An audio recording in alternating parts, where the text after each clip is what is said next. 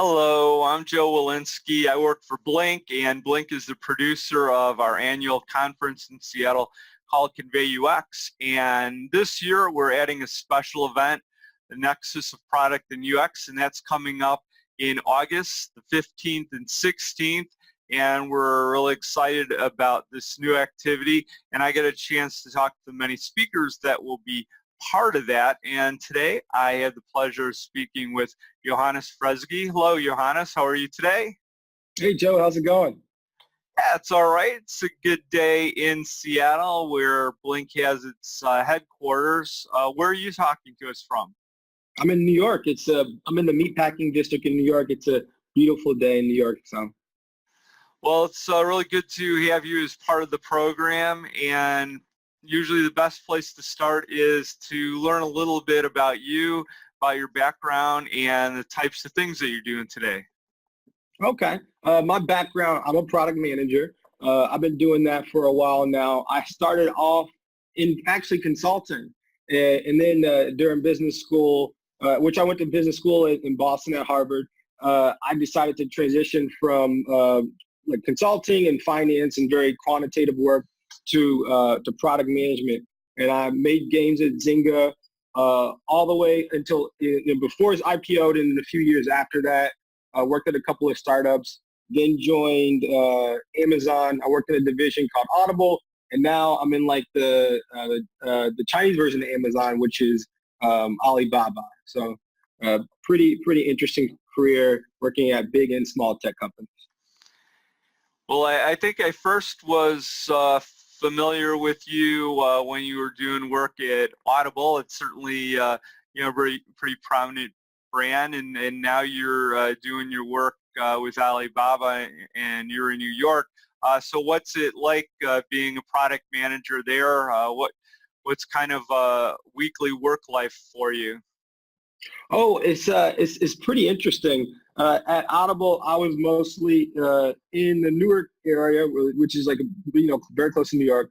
But for Alibaba, it's headquartered in China, and they acquired OpenSky, which was the startup I was working at, probably in November. So now I'm like maybe 50% or 60% in the U.S., and then I've been traveling to China, which has been a really interesting experience. The main office is in Hangzhou, but sometimes in Shanghai, sometimes in Hong Kong. So really interesting, sort of working for a company that's international and that's headquartered in another place versus just working for companies that are like San Francisco, Seattle, New York, which are sort of the main stomping grounds.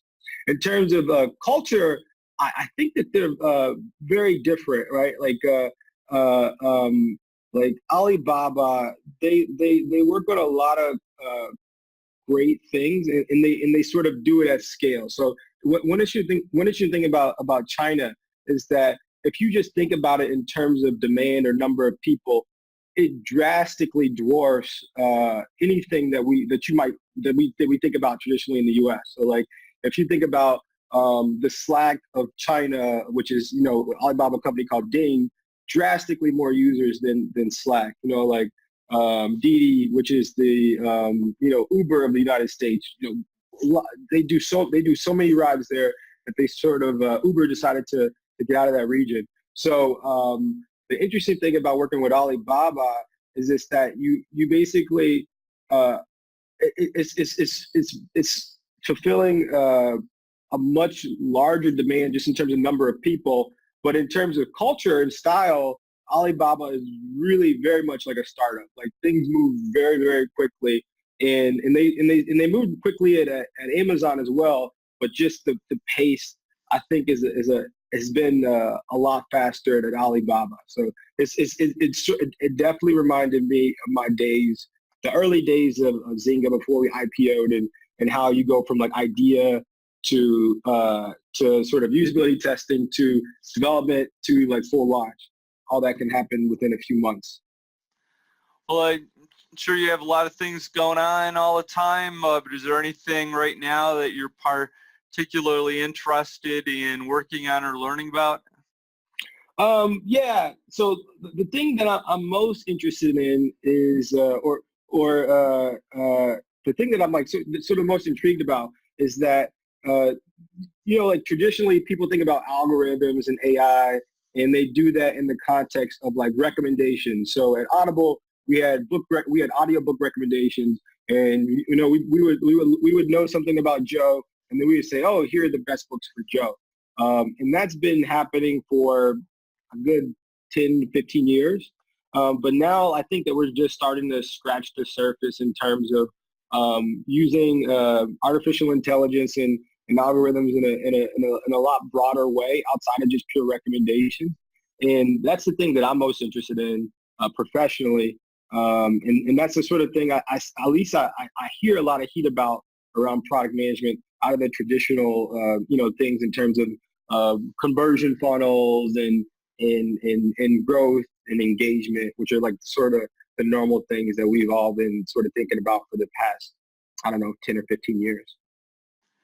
Well, your topic that you're going to have at the conference is called Designing Up the Confidence Curve. So talk to us a little bit about what we can expect to learn from that. Yeah, so the idea for that topic came from my early days at Zynga, where I was really trained as a product manager. And the way that we were trained as a product manager is basically using the scientific method. And I thought it was super effective in sort of building a product that you can, at its core, you can be as confident as you possibly can that it's going to be successful when you launch it to all your users, or then when you do an A/B test. And the confidence curve starts off with a pain point or a problem or some sort of opportunity that you think that you can improve your users' lives. And then you start with that problem or pain point, and then over time, as you get more and more insights, you become more and more confident that it's going to be successful. And because you're confident, as you get more insights and as you become more confident, then it actually means that you're willing to put more resources into it. And that can be resources in terms of your time, your designer's time, or your engineering time, or actually, your capital, your business's money. So it's something I've been using for at least the last, 8 years, and has been really successful for me. So I'll do a case study of how I used it at Audible, and hopefully everyone will like it. Well, look forward to hearing you talk about that work, and we'll see you in a few months in Boston. Great. I'm looking forward to it.